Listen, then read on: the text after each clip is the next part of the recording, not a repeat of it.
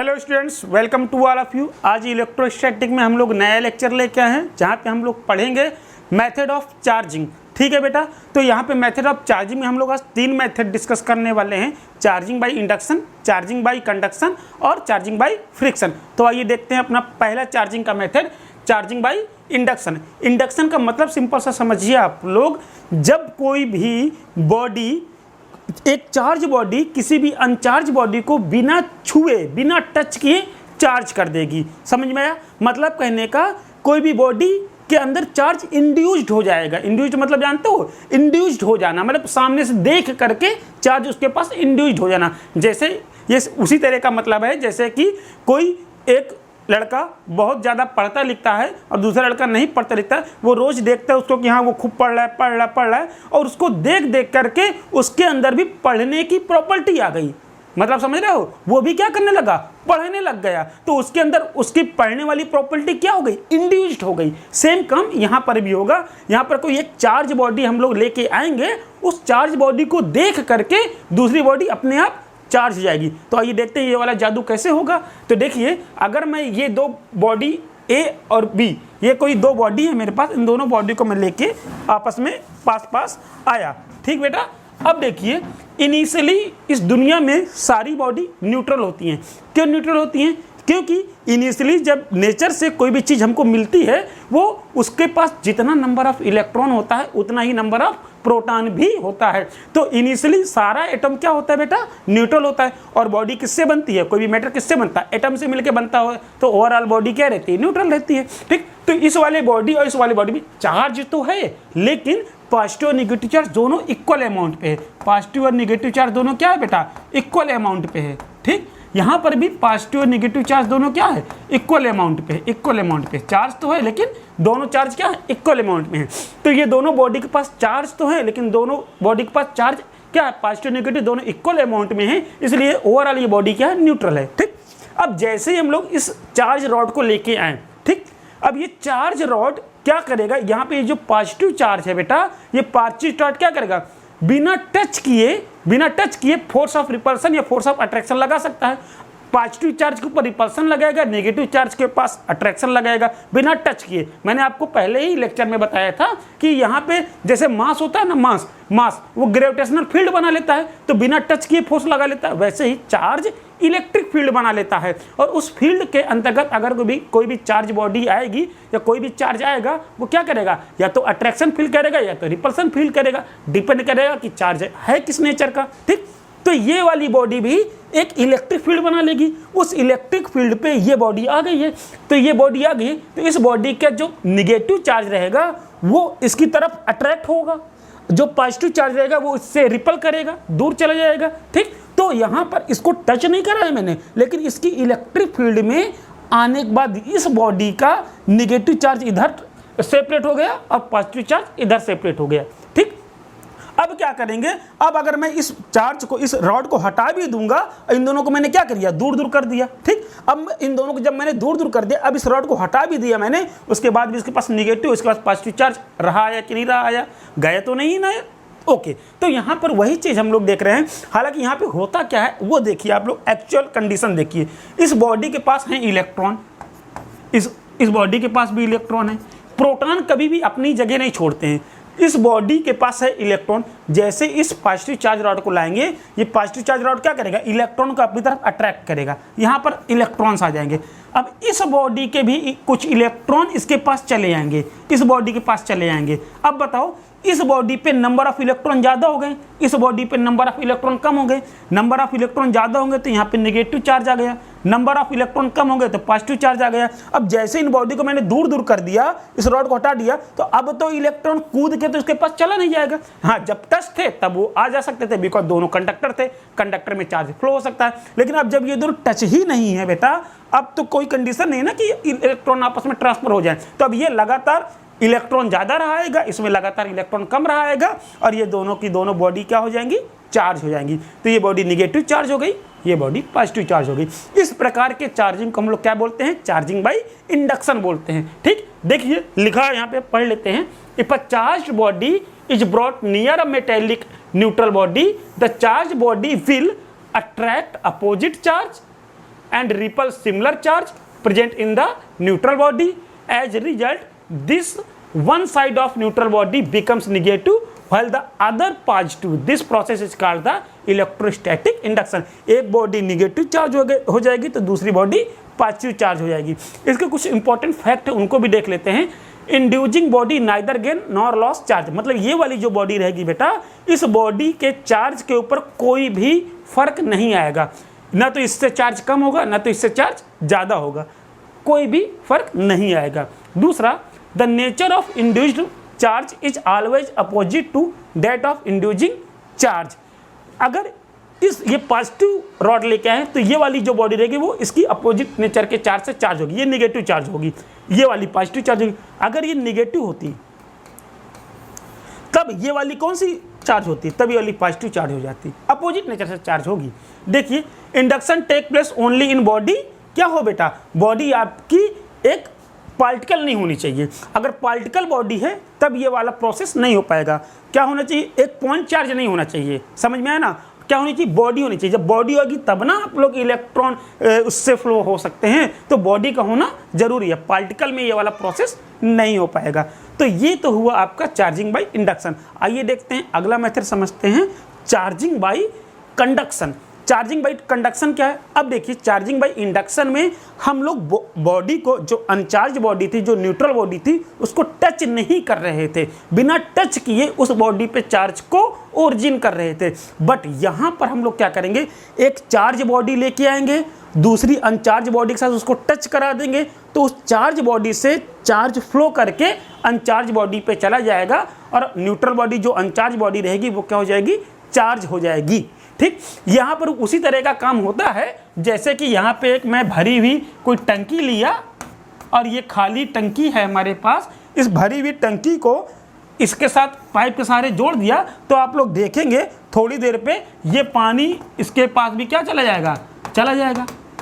ठीक, तो इसी प्रकार का कुछ प्रोसेस यहाँ पर भी होता है। जैसे ही देखो, ये बॉडी थी, न्यूट्रल थी, अब मैं इस चार्ज बॉडी को, एमोनॉइड रॉड को मैं क्या किया बेटा, इसके पास लेके आया, तो इससे कुछ निगेटिव चार्ज कहाँ पे आ गए, इसके पास भी आ गए, तो ये वाली बॉडी भी क्या होगी, नेगेटिवली चार्ज हो गई। इसके बाद इसको हटा लेंगे तो ये बॉडी नेगेटिवली चार्ज रही आएगी। लेकिन यहाँ पर होगा क्या, यहाँ वहाँ पे जैसे क्या था, इंडक्शन में जो बॉडी लेके आते थे उसके चार्ज में कोई फर्क नहीं पड़ता था, बट यहाँ पे ये बॉडी के पास जितना भी चार्ज आएगा उतना ही चार्ज इस पर कमी आ जाएगी, उतने ही चार्ज की क्या आ जाएगी, इसमें कमी आ जाएगी। जितनी कमी आएगी उतने ही चार्ज इसमें आएंगे। तो ये वाला प्रोसेस क्या होता है बेटा, इस प्रोसेस को हम लोग क्या कहते हैं, चार्जिंग बाय कंडक्शन। ये प्रोसेस क्या कहलाता है आपका, चार्जिंग बाय कंडक्शन कहलाता है। The process of transfer of charge by contact of two bodies is known as conduction. If a charged body is put in contact with uncharged body, the uncharged body become charged due to transfer of electrons from one body to another. एक body से दूसरे body पे electron के transfer से क्या हो जाती है, यहाँ पे बॉडी चार्ज हो जाती हैं। समझ में आई कहानी। अब अच्छा, इसमें कुछ इंपॉर्टेंट फैक्ट है, उन फैक्ट को देखते हैं, समझते हैं। देखो, the charge body losses some of its charge. जो क्या होगी, ये वाली चार्ज बॉडी क्या करेगी, कुछ चार्ज को लूज कर देगी, और लूज कर देगी तो ये वाली बॉडी क्या करेगी, चार्ज हो जाएगी। अब देखो, जो इतना चार्ज लूज करेगी वो क्या होगा, equal to the charge gained by uncharge body. जितना चार्ज लूज होगा उतना ही चार्ज ये क्या करेगी, गेन करेगी। ठीक, okay. The charge gained by the uncharged body is always lesser than initial charge present on the charge body. इसके पास जितना इनिशियली चार्ज प्रेजेंट रहेगा उससे कम चार्ज यहाँ पर ही ट्रांसफर होगा। ओके, अब बात करते हैं बेटा, अब इन दोनों के पास जो चार्ज ट्रांसफर होगा डिपेंड करेगा पोटेंशियल डिफरेंस कितना है। ठीक, ये पोटेंशियल डिफरेंस क्या है आप लोग सेकंड चैप्टर पढ़ोगे, इसके बाद इलेक्ट्रोस्टैटिक के बाद वहाँ पे और डिटेल से इस चीज़ को हम लोग समझेंगे। बट आप लोग जानिए क्या होता है पोटेंशियल डिफरेंस।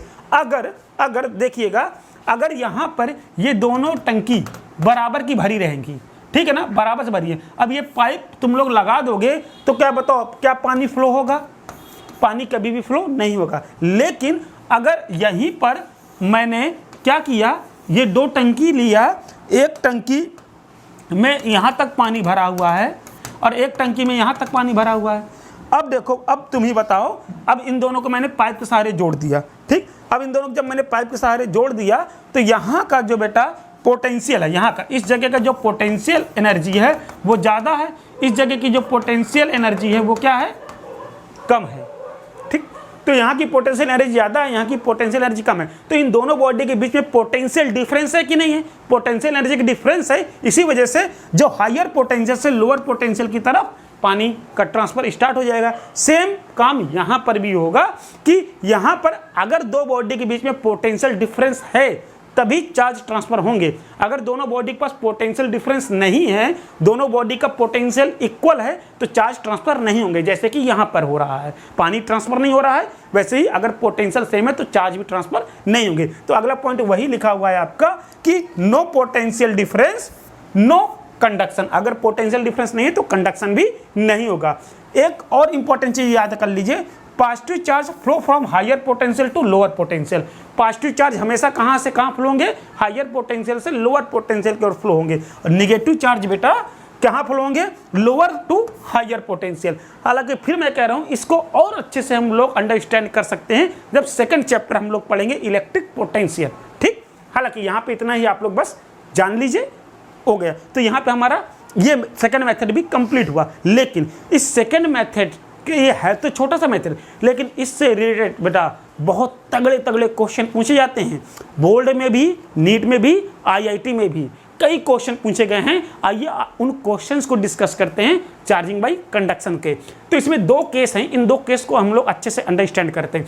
पहला केस है बेटा, अगर when both bodies are identical in size, अगर दो बॉडी है हमारे पास कंडक्टिंग बॉडी, दोनों साइज में एक बराबर हैं, इसकी भी रेडियस आर है और इसकी भी रेडियस आर है। ठीक, और इसके पास बेटा मान लो एक बॉडी के पास चार्ज कितना है, क्यू चार्ज है। क्या है बेटा, क्यू चार्ज है इस बॉडी के पास। ठीक, अब अगर इन दोनों बॉडी को तुम आपस में क्या कराओगे, टच कराओगे। बाई वायर हमने क्या करा दिया, टच करा दिया। अब इसके पास मान लीजिए क्या है, पॉजिटिव चार्ज है, ये क्यू पॉजिटिव चार्ज है, ये अनचार्ज है, इसके पास कोई भी चार्ज नहीं है, इसके पास चार्ज जीरो है। ठीक, तो ये पॉजिटिव चार्ज है, ये हायर पोटेंशियल है, ये लोअर पोटेंशियल है। अब इससे चार्ज इसमें ट्रांसफर होने लगेगा, इससे चार्ज इसमें ट्रांसफर होने लगेगा। अब देखिए ये हायर पोटेंशियल है, यहाँ पे क्या है, जो पोटेंशियल है, इलेक्ट्रिक पोटेंशियल जो है बेटा वो क्या है, हायर है। ठीक, और यहाँ पर लोअर है, लोअर है। इलेक्ट्रिक पोटेंशियल क्या है, लोअर, क्योंकि यहाँ पे चार्ज ही नहीं है। तो जो चार्ज होगा वो high potential to low potential क्या होगा, ट्रांसफर होने लगेगा कि नहीं, ट्रांसफर होने लगेगा। अब अगर दोनों बॉडी का साइज आपस में बराबर है तो कब तक चार्ज ट्रांसफर होंगे, कब तक चार्ज ट्रांसफर होंगे, जब तक इन दोनों बॉडी के बीच का इलेक्ट्रिक पोटेंशियल इक्वल ना हो जाएगा। मतलब जब पोटेंशियल डिफरेंस दोनों का जीरो हो जाएगा, मतलब यहाँ का पोटेंशियल और यहाँ का पोटेंशियल जब बराबर हो जाएगा तब चार्ज का फ्लो होना रुक जाएगा। ठीक, तो आइए देखते हैं कब चार्ज का फ्लो होना रुक जाएगा और कितना कितना चार्ज यहाँ पे फ्लो होगा। तो देखिए अगर ये क्यू चार्ज की बॉडी है, इसके पास कोई भी चार्ज नहीं है, और अगर दोनों का साइज इक्वल है तब इन दोनों बॉडी के पास जो फाइनल चार्ज आएगा, अब देखो इन दोनों को मैंने टच कर दिया ना, अब जब इन दोनों के पास जो चार्ज आएगा वो कितना कितना आएगा, इन दोनों के पास इक्वल अमाउंट का चार्ज डिस्ट्रीब्यूट हो जाएगा। कितना डिस्ट्रीब्यूट हो जाएगा, इक्वल अमाउंट का। इसके पास भी Q/2 और इसके पास भी Q/2। आप लोग सीधे से बता सकते हो, आपको बोल दिया गया कि एक बॉडी A है, दूसरी बॉडी B है, दोनों का साइज सेम है। ठीक, अब इस बॉडी के पास चार्ज क्या है, 6 माइक्रोकूलम है। तो अब इन दोनों बॉडी को हमने क्या कर दिया, जोड़ दिया, कंडक्शन कर दिया। तो कंडक्शन के बाद अब इन दोनों के बॉडी को जब हमने जोड़ दिया, अब इन दोनों बॉडी के पास कितना कितना चार्ज हो जाएगा, तो इन दोनों के बॉडी के पास कितना हो जाएगा, इक्वल अमाउंट का चार्ज क्या हो जाएगा, डिस्ट्रीब्यूट हो जाएगा। तो यहाँ पे 6 है, यहाँ पे मान लीजिए 0 है, तो कितना कितना हो जाएगा, 3 माइक्रोकूलम यहाँ पे हो जाएगा, 3 माइक्रोकूलम यहाँ पर भी हो जाएगा। और चीज़ें अगर समझें आगे देख लीजिए, अगर ये बॉडी है, अब ये बॉडी, अब फाइनल इक्वेशन आप लोग जानिए, ये बॉडी A है, ये बॉडी B है, दोनों साइज सेम है, इसका चार्ज Q1 है, इसका चार्ज Q2 है। तो देखिए अब इन दोनों को अगर हम लोगों ने क्या किया, बाई कंडक्शन दोनों को टच कर दिया तो इन दोनों के पास जो चार्ज बेटा ट्रांसफर हो जाएगा वो कितना कितना हो जाएगा। अब इसके पास आफ्टर कंडक्शन जो चार्ज आएगा वो कितना आ जाएगा। अब इसके पास जो चार्ज आएगा वो कितना आएगा बेटा, वो चार्ज आएगा, अब ये क्यू ना रहे करके क्या हो जाएगा, Q1 डैश हो जाएगा। वो Q1 डैश कितना होगा, Q1 प्लस Q2 बाई 2, दोनों चार्ज को जोड़ के बाई 2 कर दोगे, बराबर बराबर बांट दोगे। अब यहाँ पे Q2 ना रह के कितना हो जाएगा, Q2 डैश हो जाएगा। Q2 डैश भी कितना होगा, Q1 प्लस Q2 बाई 2। तो अगर साइज सेम है तो दोनों बॉडी पे इक्वल अमाउंट का चार्ज क्या होगा, डिस्ट्रीब्यूट हो जाएगा। इस चीज को आप लोग दिमाग में अपने रख लीजिएगा। ठीक, आइए डिस्कस करते हैं इसका सेकंड केस। लेकिन सेकंड केस डिस्कस करने के पहले इससे रिलेटेड एक क्वेश्चन करते हैं। ठीक, तो देखिएगा इससे रिलेटेड एक क्वेश्चन है हमारे पास, वो क्या है, ये है हमारे पास। देखिए, object A B and C are 3 identical insulated spherical conductors. Originally A and B have charge plus 3 microcoulomb whereas C has a charge of minus 6 microcoulomb. ठीक, अब ये कह रहा है हमारे पास कोई भी 3 कंडक्टर्स हैं जो आइडेंटिकल है, मतलब साइज में एक बराबर हैं। तो साइज में एक बराबर हमारे पास कंडक्टर्स हैं, एक ये कंडक्टर्स ले ले, दूसरा ये कंडक्टर ले ले, तीसरा ये कंडक्टर लेंगे। तीनों का साइज क्या है, इक्वल है। इसकी भी रेडियस r है, इसकी भी रेडियस r है और इसकी भी रेडियस r है। ठीक, ओके, ये मान लीजिए a है, ये b है और ये b है और ये क्या है, c है। अब देखिए क्वेश्चन कह रहा है कि a और b have a charge plus 3 microcoulomb. इसके पास जो चार्ज qa के पास जो चार्ज है, qa चार्ज कितना है बेटा, qa चार्ज है प्लस का 3 माइक्रोकूलम। qb चार्ज कितना है, QB चार्ज है प्लस का 3 माइक्रोकूलम। और QC चार्ज कितना है, C पे चार्ज है माइनस का 6 माइक्रोकूलम। ठीक, ओके, यहाँ तक ये क्वेश्चन हमने समझ लिया। आगे क्या कह रहा है, object A and C are touched and moved apart. पहला केस 1 में क्या करना है को बोल रहा है, अकॉर्डिंग टू क्वेश्चन केस 1 में बोल रहा है कि हम लोग क्या कर रहे हैं, A और C को आपस में टच करा रहे हैं। किनको टच करा रहे हैं बेटा, A और C को आपस में टच करा रहे हैं। तो A एंड C को आपस में टच करा के देख लें, A लिया और ये C ले लिया। ठीक है, A लिया C, ये A है ये C है। ठीक, अब यहाँ पर A का जो चार्ज है वो कितना है बेटा, QA कितना है, प्लस का 3 माइक्रोकूलम है और QC कितना है, माइनस का 6 माइक्रोकूलम है। अब इन दोनों को अपन लोगों ने क्या किया है बेटा, इन दोनों को अपन लोगों ने आपस में टच कराया। अब दोनों का साइज आइडेंटिकल है तो दोनों में इक्वल अमाउंट का चार्ज डिस्ट्रीब्यूट हो जाएगा। तो इंडक्शन कराने के बाद अब इन दोनों पे जो चार्ज डिस्ट्रीब्यूट हो जाएगा बेटा, वो कितना डिस्ट्रीब्यूट हो जाएगा, इन दोनों के पास जो चार्ज डिस्ट्रीब्यूट हो जाएगा, यहाँ पे देख सकते हैं जो चार्ज डिस्ट्रीब्यूट हो जाएगा वो कितना होगा। अब यहाँ पे देखो बेटा, QA, अब इनको टच करा के अब अलग अलग कर लेंगे। टच कराने के बाद जब अलग अलग कर लेंगे तो चार्ज रीडिस्ट्रीब्यूट होगा ना, तो अब कितना चार्ज रीडिस्ट्रीब्यूट होगा, अब QA ना रह करके क्या हो गया, QA डैश हो गया। वो QA डैश कितना हो गया बेटा, इन दोनों को जोड़ देंगे, प्लस 3 माइक्रोकूलम और प्लस माइनस, तो माइनस हो जाएगा 6 माइक्रोकूलम डिवाइड बाई 2। तो कितना आ गया ये माइनस 3 माइक्रोकूलम, माइनस 3 आया ना, माइनस 3/2 माइक्रोकूलम। QA डैश आ गया। अब यहाँ पर C के पास अब QC तो ना रह गया, अब क्या आ गया, QC डैश आ गया। अब ये QC डैश कितना है, ये भी माइनस का 3/2 माइक्रोकूलम। ये तो केस 1 हुआ। ठीक बेटा, अब अगले पे ये क्वेश्चन बोल रहा है, अगले पे बोल रहा है कि अब हमने यहाँ से object A and C are touched and move apart. ठीक, अब मैंने इसको टच करा के फिर से अलग अलग कर दिया। Object B and C are touched before they are moved apart. ठीक, अब इसके बाद हम लोग क्या कह सकते हैं, अब मैंने इसको पहले एक बार A और C से टच करा दिया, अब मैं इस C को उठा करके किसके साथ टच करा दूं, B के साथ टच करा दूं। ठीक है ना, हालांकि यहाँ पर क्वेश्चन ने बोला था कि B और C से टच कराने के पहले हम लोग A और C से टच करा दें। तो देखिएगा यहाँ पे अब मैं लेके आ रहा हूँ क्या, अब मैं किसको लेके आया, अब मैं B को लेके आया, किसको लेके आया, B को, और इस C को उठा के लेके आया। ठीक, अब देखिएगा आप लोग, अब ये B है हमारे पास और ये क्या है, C है। अब यहाँ पे चार्ज क्या है, क्यूबी चार्ज है, कितना है, प्लस का 3 माइक्रो कूलम। लेकिन अब यहाँ पर सी के पास जो चार्ज है वो क्या है, सी के पास चार्ज इतना नहीं बचा है, क्योंकि हम लोग ऑलरेडी उसको टच करा के लाए हैं।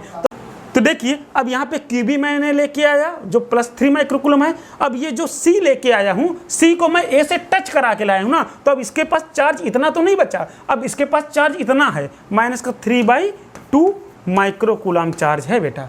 ठीक है, अब इन दोनों को मैंने क्या कराया, टच करा दिया। अब इन दोनों को मैंने टच करा दिया तो देखो क्या आया, क्यू डैश बी आया। क्यू डैश बी कितना है, अब क्यू बी तो ना रह गया, क्यू डैश बी आ गया, वो कितना आ गए, इन दोनों को जोड़ के डिवाइड बाई 2 कर दूं तो देखिएगा कितना होगा, 3 माइक्रोकूलम प्लस का, और ये क्या है, माइनस का 3/2 माइक्रोकूलम और डिवाइड बाई 2। अब इसको मैं ऐड किया तो देखिएगा कितना आ जाएगा, 6, 3 गया तो क्या आया, प्लस का 3/4 माइक्रोकूलम। तो यहाँ पे कितना गया, क्यू डैश बी कितना गया, प्लस का 3/4 माइक्रोकूलम। यहाँ पे क्यू ए कितना आया था, माइनस 3/2 माइक्रोकूलम। तो क्वेश्चन पूछा है if object A and B are now held near each other. अब इतना सब कराने के बाद ये केस 1 कराया, ये केस क्या है, ये केस 2 है। केस 1 और केस 2 करने के बाद अब फिर से हम लोग क्या कर रहे हैं, ए और बी को आपस में कांटेक्ट मिला रहे हैं। अब आप लोग ये देखो, ए पे चार्ज माइनस का है, बी पे चार्ज कैसा है, प्लस का है। तो ये कह रहा है कि क्या अब ए और बी अट्रैक्ट करेंगे, रिपल करेंगे या कोई इफेक्ट नहीं होगा। तो प्लस और माइनस आपस में क्या करते हैं, अट्रैक्ट करते हैं ना, तो आपका बी ऑप्शन सही होगा। पता चला, इस प्रकार के क्वेश्चन भी हम लोगों को आते हैं एग्जाम में और हमको करना पड़ता है। ये क्वेश्चन इंडक्शन के ही बेस्ड है। तो आइए देखते हैं, अब डिस्कस करते हैं इसका सेकंड केस जो था, उसके सेकंड केस को डिस्कस करते हैं जब बॉडी आइडेंटिकल ना हो। ठीक बेटा, अब इसका सेकंड केस डिस्कस करेंगे जहां पे बॉडी हमारी पास आइडेंटिकल है नहीं। ठीक, तो ये बहुत ही इंपॉर्टेंट केस है। ठीक, इस केस को डिस्कस करने के लिए हम लोग समझते हैं थोड़ा सा अलग जा करके। ठीक, हम लोग का जो ये केस सेकंड है बेटा, केस सेकंड, उसको समझते हैं केस 2 को, जब बॉडीज क्या हो, आइडेंटिकल नहीं हो। ठीक, तो आइए देखते हैं, एक बॉडी ये ले लिया मैंने और एक बॉडी मैंने ये ले लिया। ठीक, अब ये दोनों बॉडी क्या है बेटा, आइडेंटिकल तो है नहीं। इसकी जो रेडियस है वो मान लीजिए R1 है, इसकी रेडियस कितनी है, इसकी रेडियस R2 है। ठीक, और इनिशियली इसके पास चार्ज मान लेता हूँ Q1 है और इसके पास चार्ज मान लेता हूँ Q2 है। ठीक, अब ये दोनों के साइज भी आपस में इक्वल नहीं है, यहाँ पे चार्ज Q1 है और यहाँ पे चार्ज Q2 है। अब मैंने क्या किया, अब मैं इन दोनों बॉडी को क्या करूँगा, आपस में टच करूँगा। इन दोनों बॉडी को क्या करूँगा, आपस में टच करूँगा। ठीक बेटा, इन दोनों बॉडी को आपस में मैंने क्या किया, टच कर दिया। ठीक, ये हमने इसको टच कर दिया। ठीक, ये रेडियस इसकी आप लोग को पता है R1 है, ये रेडियस इसकी R2 है। टच करने के बाद अब चार्ज का फ्लो स्टार्ट हो जाएगा, चार्ज का फ्लो स्टार्ट हो जाएगा। अब देखिए, इनिशियली इसके पास चार्ज Q1 था और इसका पोटेंशियल, इलेक्ट्रिक पोटेंशियल हम लोग मान लेते हैं V1 था। इसका इलेक्ट्रिक पोटेंशियल क्या था, V2 था। ठीक है, अब चार्ज कब तक ट्रांसफर होगा, मैंने बताया अभी आपको, वो जो पानी का एग्जांपल देके बताया था ना, जब तक पोटेंशियल एनर्जी इक्वल नहीं हो जाएगी तब तक पानी ट्रांसफर होता रहेगा कि नहीं, ट्रांसफर होता रहेगा। यहाँ पे जैसे यहाँ पे इतना पानी भरा हुआ है और यहाँ इस वाले पे इतना पानी भरा हुआ है, तो जब तक, कब तक ये पानी ट्रांसफर होगा, जब तक कि दोनों का लेवल एक बराबर नहीं हो जाएगा। तो वैसे ही अभी इसका पोटेंशियल V1 है, इसका पोटेंशियल V2 है। मान लीजिए यहाँ पे मैं मान लेता हूँ V1 is greater than V2, V1 potential ज़्यादा है और V2 पोटेंशियल कम है, तो यहाँ पे चार्ज का फ्लो स्टार्ट हो जाएगा। बट चार्ज कब तक फ्लो होगा, जब तक, अब देखिए, जब तक ये V1 और ये V2, अब देखिए जैसे ट्रांसफर होता जाएगा वैसे ही इसका पोटेंशियल चेंज होता रहेगा ना, पोटेंशियल सॉरी फाइनल पोटेंशियल जब क्या हो जाएगा, आपस में इक्वल हो जाएगा। अब V1 न रह करके V1 डैश हो जाएगा और ये V2 डैश हो जाएगा। भाई यहाँ पे देखिए, इनिशियल में इसका पोटेंशियल कुछ और था, इसका कुछ और था, पानी फ्लो हुआ, अब दोनों बराबर लेवल पे आ गए, तो अब इसका पोटेंशियल कुछ हो जाएगा, क्या हो जाएगा, V1 डैश, इसका पोटेंशियल हो जाएगा क्या, V2 डैश। अब दोनों क्या होंगे, आपस में इक्वल होंगे कि नहीं होंगे। अभी इनिशियली इसका V1 था, इसका V2 था, हमने इसको वायर के थ्रू जोड़ दिया, चार्ज का फ्लो होना स्टार्ट हो गया। कब तक चार्ज फ्लो होगा, जब तक कि दोनों का इलेक्ट्रिक पोटेंशियल इक्वल नहीं हो जाएगा। तो V1 और V2 ये दोनों जब तक आपस में इक्वल नहीं हो जाएंगे तब तक चार्ज क्या होता रहेगा, फ्लो होता रहेगा। इतनी बात समझ में आ गई? ठीक, इतनी बात समझ में आ गई। तो आगे देखिए, अब इनिशियल चार्ज क्या था इसके पास, क्यू इनिशियल क्या था। अगर इन दोनों बॉडी के चार्ज को जोड़ दूं तो वही क्यू इनिशियल था मेरे पास। टोटल क्यू इनिशियल क्या था, Q1 प्लस Q2 था कि नहीं। अब मैंने इस वायर को जोड़ दिया, अब आपस में चार्ज रिडिस्ट्रीब्यूट हुआ तो देखो ये क्या हुआ, Q1 डैश हुआ, ये क्या हुआ, ये Q2 डैश हुआ। तो Q फाइनल कितना हो गया, Q फाइनल भी इन दोनों को ऐड कर देंगे वही तो फाइनल होगा। तो क्या हो जाएगा, Q1 dash plus Q2 dash, यही होगा। लेकिन bye the conservation of charge, bye the conservation of charge, bye the conservation of charge, ये बताओ बेटा इन दोनों का सम, ये Q इनिशियल जितना होगा उतना ही तो Q फाइनल होगा, क्योंकि चार्ज तो डिस्ट्रॉय किया नहीं जा सकता ना बेटा। क्यों, अगर यहां से कुछ चार्ज इधर ट्रांसफर हुआ है तो इससे चार्ज की कुछ कमी हुई है और यहां पे चार्ज ज्यादा, लेकिन अभी भी उन दोनों का सम, इन Q1 और Q2 का सम तो उतना ही आएगा ना, जितना सम ये होगा उतना ही सम ये होगा। तो by the conservation of charge Q initial equal to Q final, मतलब Q1 plus Q2 is equal to Q1 dash plus Q2 dash. ये कहानी आपकी पहला इक्वेशन के रूप में आ गई।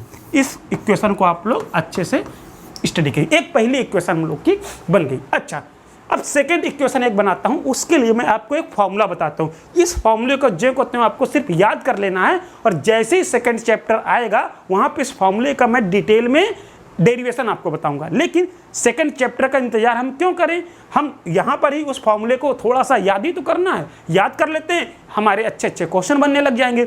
इस चैप्टर में इस क्वेश्चन को बहुत सारे लोग छोड़ देते हैं, बिकॉज हम वो फॉर्मूला नहीं पढ़े हुए होते हैं, वो फॉर्मूला सेकंड चैप्टर में पढ़ेंगे। बट अभी मैं आपको बता दे रहा हूँ वो फॉर्मूला क्या है। ये फॉर्मूला होता है बेटा इलेक्ट्रिक पोटेंशियल का, V इक्वल टू होता है K।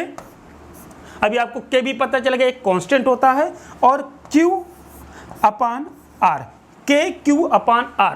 ये R क्या होती है बेटा, ये जैसे ये बॉडी है, ये V1 है, तो इसकी जो चार्ज क्या है Q1 है, और इसकी रेडियस, ये रेडियस क्या है R1 है। तो ये जो R होता है वो बेटा रेडियस होती है, और ये चार्ज उस बॉडी का चार्ज होता है, और K कांस्टेंट होता है। तो इस बॉडी का अगर आप लोगों को पोटेंशियल निकालना है तो V equal to K Q by R हो जाएगा। सिंपल सी बात है, ठीक। तो ठीक है, तो अब जब मैंने इस वायर से इसको टच करा दिया, अब मैं इसका पोटेंशियल निकालता हूँ, V1 डैश निकालता हूँ। तो V1 डैश कितना हो जाएगा बेटा, V1 डैश कितना हो जाएगा, V1 डैश कितना हो जाएगा K। अब देखो चार्ज कितना है Q1 डैश, रेडियस कितनी है R1, V2 डैश कितना हो जाएगा, V2 डैश कितना हो जाएगा K, Q2 डैश रेडियस कितनी है R2 है। अब इसके अकॉर्डिंग बेटा V1 डैश और V2 डैश आपस में हैं तो इक्वल, इन दोनों को आपस में इक्वल कर दे, इन दोनों को आपस में क्या कर दे, इक्वल कर दे। जब इन दोनों को आपस में हम क्या कर देंगे, इक्वल कर देंगे, तो देखो क्या आएगा, K Q1 dash upon R1 is equal to K Q2 dash upon R2। तो ये देखो K कैंसिल हो गए, तो हमारा क्या आ गया, Q1 dash by R1 is equal to Q2 dash by R2।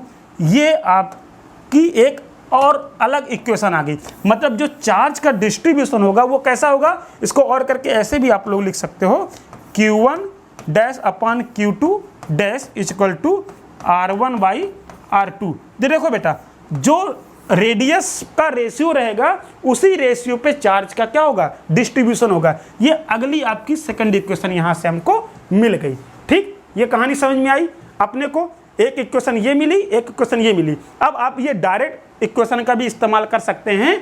आपको अगर दोनों के रेडियस का रेशियो पता है तो उसी रेशियो पे चार्ज का क्या हो जाएगा, डिस्ट्रीब्यूशन हो जाएगा। ठीक, Q1 dash by Q2 dash equal to R1 by R2। लेकिन अगर आपको वैल्यू निकालनी है कि आखिर Q1 डैश की वैल्यू कितनी होगी, उसको कैसे कैलकुलेट करेंगे, आइए मैं कैलकुलेट करके आपको बताता हूँ। इस जगह से हम लोग मान लीजिए हम लोग ये Q1 डैश की वैल्यू निकालने, Q1 डैश की वैल्यू निकालने कितनी आएगी, Q1 डैश की R1 ऊपर चला जाएगा, R1 बाई R2, और ये क्या है बेटा Q2 डैश है। ठीक, अब इस वैल्यू को मैं इस इक्वेशन में पुट कर दूं। ठीक बेटा, देखिएगा इस इक्वेशन में मैं क्या कर दिया, पुट कर दिया। देखो ये क्या आया, Q1 प्लस Q2, ये क्या इनिशियल चार्ज जो था, इनिशियल चार्ज जो दिया रहेगा आपको वही है ना Q1 plus Q2 is equal to, अब ये Q1 की जगह मैं क्या लिख सकता हूँ बेटा, Q1 की जगह मैं लिख सकता हूँ R1 बाई R2 और Q2 डैश और प्लस Q2 डैश। ठीक, अब मैं यहाँ पे क्या ले लिया, कॉमन ले लिया, Q2 डैश कॉमन ले लिया, अंदर क्या बचा R1 बाई R2 प्लस 1। ठीक, और यहाँ पे बचा Q1 प्लस Q2। अब यहाँ पे देखिए एलसीएम ले लूँ, R2 एलसीएम ले लिया तो कितना आ गया R1 प्लस R2। ठीक, अपान ये Q2 डैश और यहाँ पे क्या है Q1 प्लस Q2। अब मेरे को Q2 डैश की वैल्यू निकालना है, Q2 डैश की वैल्यू निकालना है तो Q2 डैश की वैल्यू क्या आ जाएगी, क्रॉस मल्टीप्लाई कर देंगे R2 बटे R1 प्लस R2 और ये क्या है Q1 प्लस Q2, मतलब Q इनिशियल क्या है, ये Q इनिशियल। ये बताइए आपको Q2 की वैल्यू पता चल गई कि नहीं पता चल गई। इस तरीके से हम लोग क्या कर सकते हैं, Q2 की वैल्यू निकाल सकते हैं, या और करके मैं इसको क्या लिख दूं, Q2 dash equal to R2 मतलब R2 अपान R1 प्लस R2 और ये क्या है Q इनिशियल, जो भी Q इनिशियल था इसको इस प्रकार से भी लिखा जा सकता है कि नहीं लिखा जा सकता है।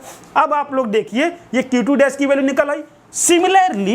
सिमिलरली हम लोग क्या कर सकते हैं, सिमिलरली हम लोग क्या कर सकते हैं बेटा, Q1 डैश की वैल्यू को भी निकाल सकते हैं। यहाँ से इस इक्वेशन जैसे हमने Q1 डैश की वैल्यू निकाली थी वैसे ही Q2 डैश की वैल्यू निकाल के इस इक्वेशन में पुट कर दोगे तो आपको अगली Q1 डैश की भी वैल्यू पता चल जाएगी। देखो जैसे बहुत आसान है इसको याद करना, Q2 निकालना है तो R2 ऊपर और सम ऑफ रेडियस नीचे, यहाँ पर Q1 निकालना है तो R1 ऊपर और R1 प्लस R2 नीचे और Q इनिशियल, सिंपल है।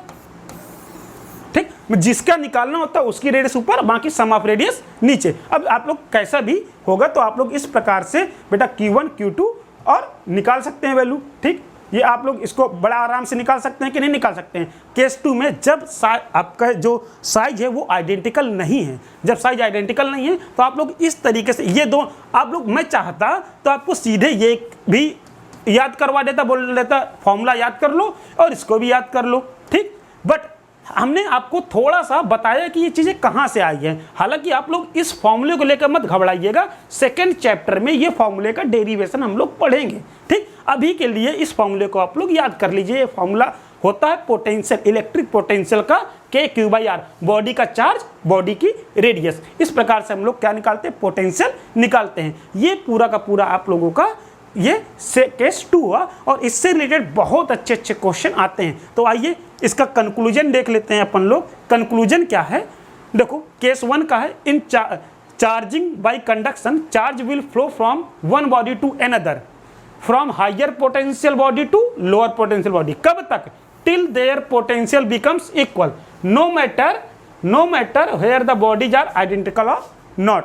कब तक चार्ज फ्लो होता है, जब तक कि दोनों बॉडी का पोटेंशियल इक्वल नहीं हो जाता है। यहाँ पर हमको जरूर मतलब नहीं है कि आइडेंटिकल बॉडी है कि आइडेंटिकल बॉडी नहीं है, बट अगर आइडेंटिकल है तो दोनों पे इक्वल चार्ज डिस्ट्रीब्यूट हो जाएगा। वो भी इसी फॉर्मूले से आता है बेटा, देख सकते हैं आप लोग, इसी फॉर्मूले से आता है। देखो अगर यहाँ पे देखो R1 बराबर R2 रहेगा तो इक्वल टू R मान लो। अब यहाँ पे वैल्यू देखो पुट करके देखो, Q2 डैश की वैल्यू कितनी आ जाएगी, R बाई,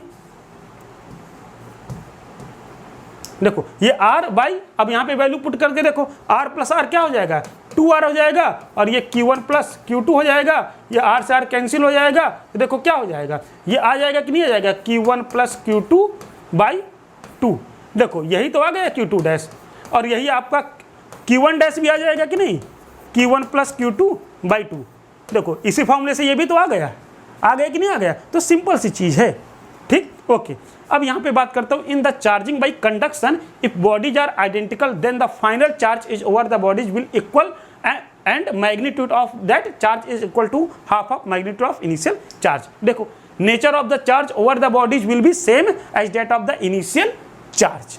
ठीक, तो ये आपका कंक्लूजन हुआ। ठीक, तो ये अभी क्वेश्चन हमने किया। अब आइए देखते हैं ये क्वेश्चन करते हैं, ये तगड़ा क्वेश्चन है अभी सेकंड केस का हम लोग जो सॉल्व किए थे। तो इस क्वेश्चन को भी अपन लोग कर लेते हैं। देखिएगा इसमें भी क्या, A B C are insulated spherical conductors of radius R 2R 3R। ठीक, अब हमारे पास 3 कंडक्टर हैं, एक कंडक्टर ये है, एक कंडक्टर इससे थोड़ा सा बड़ा है और एक कंडक्टर और बड़ा है। ठीक, अब इनकी जो रेडियस है बेटा बहुत आराम से समझना, इसकी रेडियस r है, इसकी रेडियस 2r हो गई और इसकी रेडियस हो गई 3r।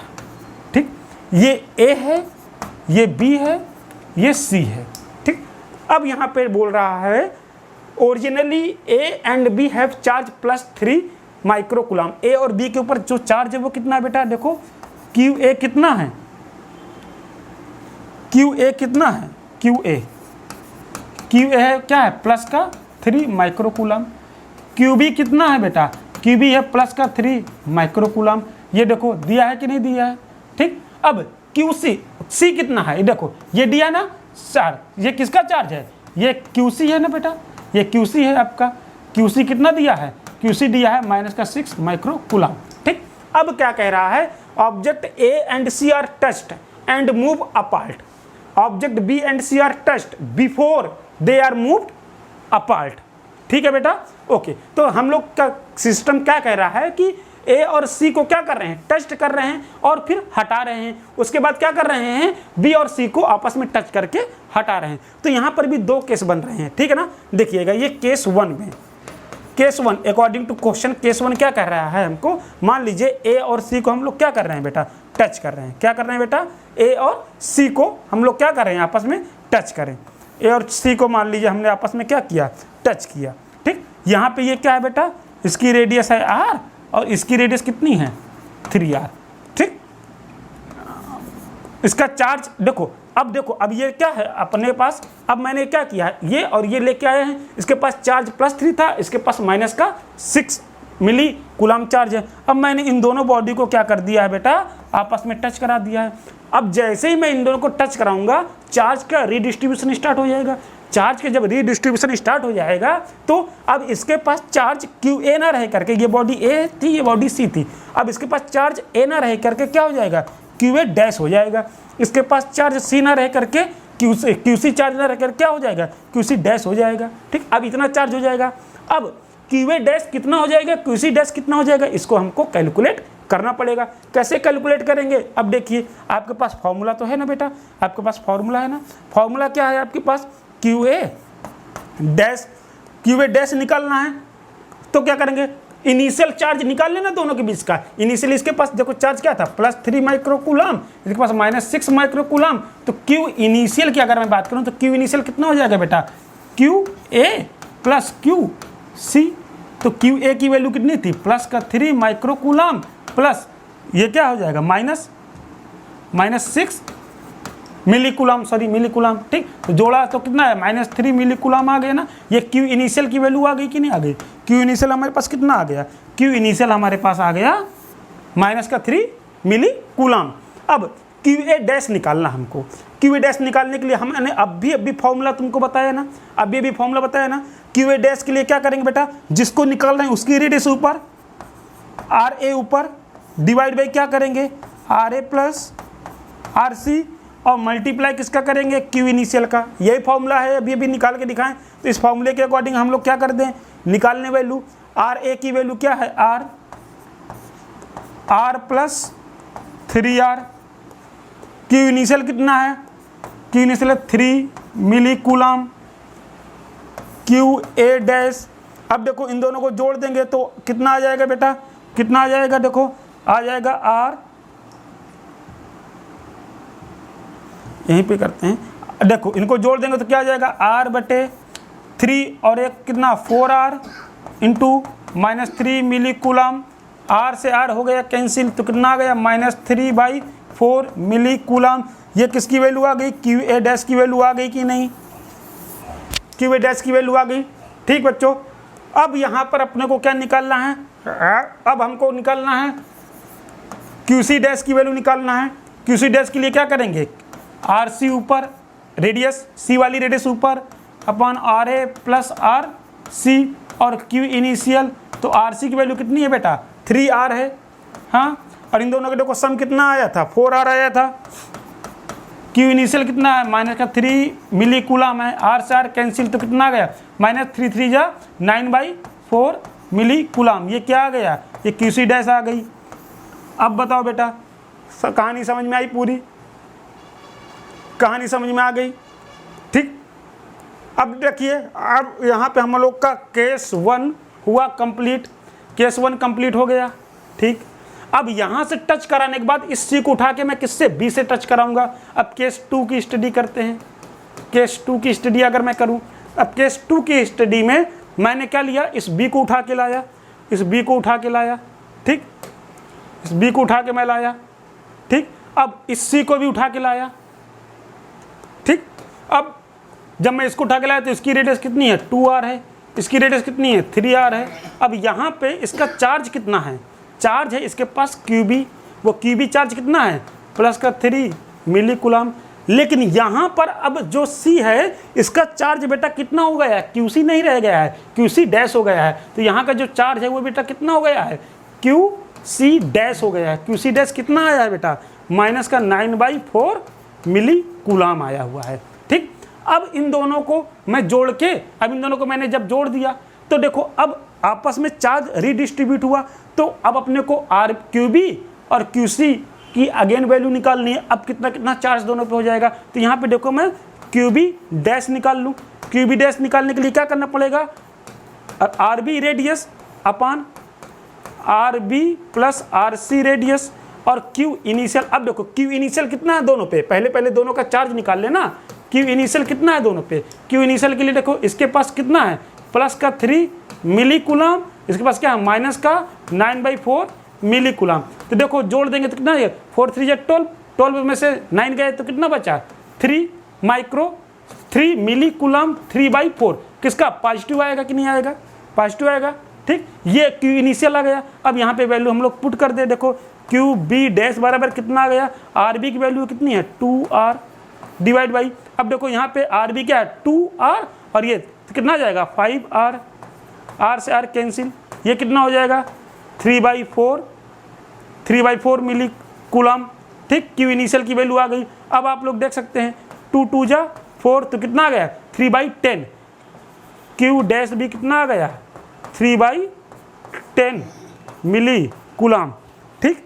कोई दिक्कत की बात नहीं है। अब इसको देखो, ये हमारे पास क्या आ गया, ये आ गया है, इसकी भी वैल्यू आ गई। अब अपने को क्या निकालना है, अब अपने को निकालना है किसकी वैल्यू, अब अपने को वैल्यू निकालना है किसकी, क्यू सी की। अब क्यू डैश पहले निकाल चुके हैं, अब दोबारा इसको तो क्यू डबल डैश लिख देंगे। क्यू डबल डैश की वैल्यू निकालने, तो उसके लिए क्या करते हैं, उसके लिए आर सी ऊपर और नीचे क्या होगा, आर सी प्लस क्या होगा, R C plus R B और क्यू इनिशियल, ठीक। तो देखो अब क्या हो जाएगा, अब अगर मैं यहाँ पे इसकी वैल्यू रखूँ तो कितनी आएगी, 3r डिवाइड बाई, ये देखो कितना हो जाए 2r प्लस 3r, तो 5r इंटू कितना आया है, 3/4 मिली कूलम, ठीक है। तो कितना आ गया, 3 3 जा 9/20 मिली कूलम। ये किसकी वैल्यू आ गई, क्यू डबल डैश सी की वैल्यू आ गई, ठीक। अब देखिए इस प्रकार से इस तरह के क्वेश्चंस को हम लोग क्या करेंगे बेटा, सॉल्व किया करेंगे। तो इस प्रकार से तरह के क्वेश्चंस को हम लोग क्या करेंगे, सॉल्व करेंगे। Calculate the new charge A B and C. तो देखो ए पे नया चार्ज इतना आ जाएगा, बी पे नया चार्ज इतना आएगा और सी पे नया चार्ज इतना आ जाएगा। ये 3 आंसर आपको मिल गए। ये देखो ये एक आंसर मिल गया, ये दूसरा आंसर मिल गया और ये आपका तीसरा आंसर मिल गया। तो इस प्रकार से इनके क्वेश्चन हम लोग करते हैं। ये टॉपिक तो छोटा सा है लेकिन इससे रिलेटेड क्वेश्चन बड़े तगड़े तगड़े आते हैं। ये शेयरिंग ऑफ चार्ज होता है कि चार्ज को किस प्रकार से बॉडी आपस में शेयर करती हैं, ठीक। इसके बाद एक लास्ट है चार्जिंग बाय फ्रिक्शन। फ्रिक्शन के कारण क्या होता है, चार्ज इंड्यूस हो जाता है, मतलब चार्ज ट्रांसफर हो जाता है। क्यों हो जाता है उसके बारे में भी आप लोग समझिए। जब भी हम लोग कोई दो बॉडी को आपस में रब करते हैं, ठीक, तो आप लोगों ने क्लास 11th में पढ़ा होगा थोड़ा सा किसके बारे में, फोटो इलेक्ट्रिक इफेक्ट के बारे में पढ़ा होगा। वहाँ पे थ्रेशोल्ड फ्रीक्वेंसी बताई गई थी, ठीक। तो देखो जब भी कोई बॉडी होती है, वो एटम से मिलकर बनी होती है कि नहीं होती है। जब एटम से मिलकर बनी होती है उसके आउटर मोस्ट में इलेक्ट्रॉन होता है। अब ये इलेक्ट्रॉन अगर एनर्जी पा लेगा, अगर ये इलेक्ट्रॉन क्या करेगा, एनर्जी पा लेगा, तो इसके ऑर्बिटल को छोड़ करके चला जाएगा। तो उसको क्या बोलते हैं बेटा, इसको बोलते हैं थ्रेशोल्ड एनर्जी बोलते हैं। क्या बोलते हैं, थ्रेशोल्ड एनर्जी। वो मिनिमम एनर्जी, जितनी एनर्जी पा करके ये क्या करके इसको छोड़ करके निकल जाए, उसको बोलते हैं बेटा थ्रेशोल्ड एनर्जी, ठीक। तो अगर अब बताओ, अब इन दो बॉडी को आपस में रब कर रहे हैं, रब करेंगे तो एनर्जी पैदा होगी, वो एनर्जी पा करके ये इलेक्ट्रॉन क्या करेगा, निकल जाएगा और निकल के दूसरी जगह चला जाएगा। अब देखो होता क्या है, अब इन दो बॉडी को हम लोग आपस में रब कर रहे हैं, यहाँ से एनर्जी पैदा हुई। अब देखो बेटा, हर एक बॉडी का ये जो थ्रेशोल्ड एनर्जी होता है इलेक्ट्रॉन का, वो अलग अलग होता है। अब इन दोनों बॉडी में से जिस इलेक्ट्रॉन की एनर्जी कम होगी, मतलब जो इलेक्ट्रॉन कम एनर्जी लेकर के निकल जाएगा वो पहले निकल जाएगा, जिस इलेक्ट्रॉन को ज़्यादा एनर्जी चाहिए वो तो ना निकल पाएगा। तो देखो ये कांच और इसको मैं सिल्क को रब कराता हूँ, तो कांच से इलेक्ट्रॉन निकालने के लिए कम एनर्जी की जरूरत पड़ती है। जैसे रब किए थोड़ी सी एनर्जी आई, कांच का इलेक्ट्रॉन निकल गया। अब जब कांच का इलेक्ट्रॉन निकल गया तो मजबूरी है इसके पास उसको जाना पड़ेगा, तो इससे इलेक्ट्रॉन इसमें क्या होते हैं, ट्रांसफर होते जाते हैं। तो इस प्रकार से एक बॉडी क्या हो जाती है, पॉजिटिवली चार्ज हो जाती है, दूसरी बॉडी निगेटिवली चार्ज हो जाती है। तो इस प्रकार की चार्जिंग को हम लोग क्या कहते हैं, चार्जिंग बाई क्या बोलते हैं, चार्जिंग बाई फ्रिक्शन बोलते हैं। ठीक, समझ में आई कहानी। ओके, अब आगे थोड़ा सा और फैक्ट देख लेते हैं, कुछ इंपॉर्टेंट और कॉन्सेप्ट है हमारे, उन कॉन्सेप्ट को भी स्टडी कर लेते हैं। जैसे एक कॉन्सेप्ट है हमारे पास, after earthing positive charge conductor electron flow from earth to conductor and if negative charge conductor is earthed then electron flow from conductor to earth। मतलब कहने का बेटा कि अर्थ से इलेक्ट्रॉन ले भी सकते हो और अर्थ को इलेक्ट्रॉन दे भी सकते हो। कैसे होता क्या है बेटा, अगर ये हमारे पास कोई एक निगेटिव बॉडी है, निगेटिव है तो निगेटिव क्यों है, क्योंकि इसके पास इलेक्ट्रॉन ज़्यादा है। अब जैसे ही इसको अर्थिंग आप करा दोगे तो क्या होगा, इससे इलेक्ट्रॉन चल करके किसके पास आ जाएंगे, किसके पास आ जाएंगे, अर्थ के पास आ जाएंगे। तो थोड़ी देर बाद ये बॉडी क्या हो जाएगी, न्यूट्रल हो जाएगी। इलेक्ट्रॉन ज़्यादा है तो ये अर्थ, मतलब अर्थ का काम क्या होता है, बॉडी को न्यूट्रल कर देना। इससे इलेक्ट्रॉन अर्थ अपनी तरफ अट्रैक्ट कर लेगी, पूरे इलेक्ट्रॉन इसकी तरफ फ्लो होने लगेंगे, थोड़ी देर में ये बॉडी न्यूट्रल हो जाएगी। लेकिन अगर ये पॉजिटिव है तो मतलब इलेक्ट्रॉन की कमी है। क्या है बेटा, इलेक्ट्रॉन की कमी है। तो क्या होगा, यहां से ये इलेक्ट्रॉन लेना स्टार्ट कर देगा अर्थ से, और थोड़ी देर बाद ये भी क्या हो जाएगा, न्यूट्रल हो जाएगा। तो अगर हम लोग अर्थिंग करते हैं तो अगर इलेक्ट्रॉन अर्थ में फ्लो भी करा सकते हो और इलेक्ट्रॉन अर्थ से ले भी सकते हो, दोनों काम आपके हो सकते हैं। दूसरी कहानी क्या है, दूसरी कहानी ये है कि अगर किसी भी कंडक्टर को आप लोग क्या करते हो, किसी हॉलो कंडक्टर के अंदर रख देते हो, क्या कर देते हो, हॉलो कंडक्टर के अंदर रख देते हो और उसको एक स्मॉल वायर के थ्रू ऐड कर देते हो, तो इसके अंदर क्या था, प्लस क्यू चार्ज था ना इस वाले कंडक्टर पे, इस वाले कंडक्टर में प्लस क्यू चार्ज है। थोड़ी देर बाद ये पूरा का पूरा चार्ज कहाँ चला जाएगा, आउटर वाले कंडक्टर पे चला जाएगा, इससे पूरा पूरा चार्ज वैनिश हो जाएगा। ऐसा क्यों होता है, ऐसा इसलिए होता है बिकॉज बेटा चार्ज ना खुद को दूर दूर रखने की कोशिश करते हैं, रिपल्सन करते हैं, इसलिए दूर दूर रहने की कोशिश करते हैं। तो चार्ज को क्या मिलेगा बेटा, यहाँ से चार्ज यहाँ जाएगा, उसको दूर दूर रहने को मिल जाएगा, चार्ज को कि नहीं, दूर दूर रहने को मिल जाएगा। इसलिए ये पूरी पूरी इससे चार्ज क्या हो जाता है, ट्रांसफर होकर चला जाता है। ठीक, ये अगला हम लोग का कॉन्सेप्ट हो गया। ठीक बेटा, ये अगला कॉन्सेप्ट हो गया। When a charge spherical conductor placed inside a hollow insulated conductors and connected if through a fine conducting wire, the charge will completely transfer from inner conductor to the outer conductor। एक ये last है lightning rod का concept. बेटा देखो हम लोग के ये बेंजामिन फ्रैंकलिन ने इसको डिस्कवर किया था। होता क्या है, जब आसमान से बिजली गिरती है बेटा तो बहुत सारा नुकसान कर जाती है, तो ऐसा नुकसान ना हो इसलिए हम लोग क्या करते हैं बेटा, अपने बिल्डिंग्स पे जो बड़ी बड़ी बिल्डिंग्स होती हैं उसमें हम लोग क्या लगाते हैं, एक लाइटनिंग रॉड लगा देते हैं। ये इस प्रकार की ये लाइटनिंग रॉड रहती हैं। ये लाइटनिंग रॉड क्या करती हैं, बिजली को अट्रैक्ट कर लेती हैं। और देखो इन लाइटनिंग रॉड का सिस्टम क्या रहता है, इनका कनेक्शन सीधे अर्थ के साथ रहता है। ठीक, पूरा पूरा चार्ज एब्जॉर्ब करके किसको, अर्थ को दे देंगी। अर्थ तो बहुत बड़ा आपका क्या है, कंडक्टर है, वो पूरा पूरा चार्ज क्या कर लेता है, अपने अंदर रख लेता है बिना किसी प्रॉब्लम के। तो पूरी पूरी बिजली आई और सीधे अर्थ में चली गई इसके थ्रू, तो नुकसान होने से बच जाता है, बिल्डिंग डैमेज होने से बच जाती है। तो इस प्रकार की चीज़ों का उपयोग किया जाता है। तो ये क्या है, lightning rod arresters are made up of conductor with one of their ends earthed while the other sharp and protects a building from lightning either by neutralizing or conducting the charge of the cloud to the ground। ठीक, okay. अगला आप लोग comparison देख सकते हो मास और charge का, देख सकते हो बेटा। इलेक्ट्रिक चार्ज पॉजिटिव निगेटिव कुछ भी हो सकता है, बट मास ऑलवेज पॉजिटिव रहेगा।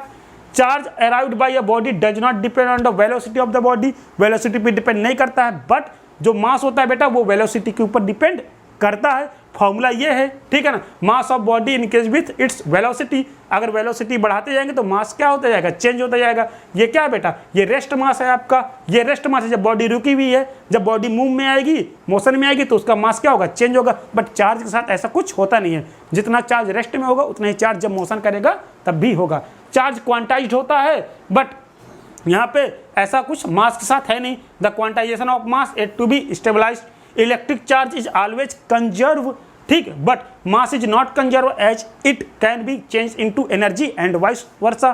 अब लेकिन और ये क्या होता है, फोर्स, जो चार्ज के बीच लगने वाला फोर्स होता है वो अट्रैक्टिव भी हो सकता है, रिपल्सिव भी हो सकता है, बट मास के बीच लगने वाला फोर्स ऑलवेज अट्रैक्टिव होता है। ग्रेविटेशनल फोर्स क्या होता है, ऑलवेज अट्रैक्टिव होता है, ठीक, ओके। इसके बाद कुछ क्वेश्चन हैं, आप लोग देख सकते हैं। Number of electron in 1 coulomb charge will be, अरे सिंपल सी बात है, आपको फॉर्मूला पता है, Q equal to N into e. N equal to कितना होगा, Q बाई ई। Q कितना है, 1 कूलम, और एक इलेक्ट्रॉन का चार्ज कितना होता है, 1.6 इंटू 10 की power minus 19 coulomb. Multiply divide कर लेना, आपको पता चल जाएगा। क्वेश्चन नंबर 2 देखो, if the radius of solid and hollow copper sphere are same, which one can hold greater charge. ठीक, एक आपके पास सॉलिड स्फीयर है और एक आपके पास हॉलो स्फीयर है। एक क्या आपके पास हॉलो स्फीयर है, ये मान लीजिए हॉलो, ये हॉलो है, ये सॉलिड है, दोनों की रेडियस है r और r। ये पूछ रहा है इन दोनों में से कौन ज़्यादा चार्ज को होल्ड करेगा। आपको मैंने इसकी प्रॉपर्टी में सेकंड लेक्चर में पढ़ाया हुआ था कि भैया चार्ज जो होता है कंडक्टर में सिर्फ और सिर्फ सरफेस पे ही रह सकता है, अंदर तो चार्ज रह नहीं सकता। तो इसका सरफेस एरिया और इसका सरफेस एरिया तो दोनों का बराबर होगा, तो यार बराबर बराबर चार्ज तो दोनों होल्ड करेंगे। ठीक, तो यहाँ पे कौन सा आंसर सही होगा, यहाँ पे both will hold equal charge. अच्छा, अगला है, a soap bubble is given a negative charge, its radius will increase हो जाएगी, डिक्रीज हो जाएगी, नो चेंज, या फ्लक्चुएट करेगी। ठीक है बेटा, अब देखो आप लोग, अगर यहाँ मान लीजिए सोप बबल है, ठीक, अब इस सोप बबल को तुमने क्या कर दिया, निगेटिव चार्ज दे दिया। अब निगेटिव चार्ज देंगे तो चार्ज रिपल करेंगे, दूर दूर जाने की कोशिश करेंगे। तो दूर दूर जाने की कोशिश करेंगे तो इसको बढ़ाएंगे कि नहीं बढ़ाएंगे, इंक्रीज करेंगे कि नहीं करेंगे, इसको क्या करेंगे बेटा, इंक्रीज कर देंगे। क्या कर देंगे, इंक्रीज कर देंगे। इसको हमने प्रॉपर्टी में इसको भी बताया था, तो ऐसे भी कर सकते हैं। ये एक क्वेश्चन है, ये आपके लिए होमवर्क है। 1 gram of solid then 5 into 10⁻21 atom, उसके पास टोटल एटम कितने हैं, 5 इंटू 10⁻21 एटम है। If 1 electron is remove from every one 0.01% atom, total atom का 0.01% एटम से क्या कर रहे हैं, एक एक इलेक्ट्रॉन निकाल रहे हैं। तो चार्ज गेन बाय सॉलिड, तो बताना है कि टोटल कितना चार्ज होगा। अरे भैया निकाल लो, इसका निकाल लेना, 0.01% एटम कितना होगा, और जितना एटम आएगा हर एटम से एक एक इलेक्ट्रॉन तो निकाल रहे हैं, उतने ही इलेक्ट्रॉन निकलेंगे। एक इलेक्ट्रॉन का चार्ज पता है, मल्टीप्लाई कर देंगे, टोटल चार्ज पता चल जाएगा। तो यहाँ पे हम लोगों ने आज ये लेक्चर खत्म किया। अपना अगला लेक्चर जो आएगा वो आएगा क्या, कूलम्ब्स लॉ। तब तक आप लोग घर में रहिए, स्वस्थ रहिए, और इस लेक्चर को अपने दोस्तों के साथ शेयर भी कीजिएगा अगर अच्छा लगा, और चैनल को लाइक और सब्सक्राइब जरूर कीजिए। Okay, thank you.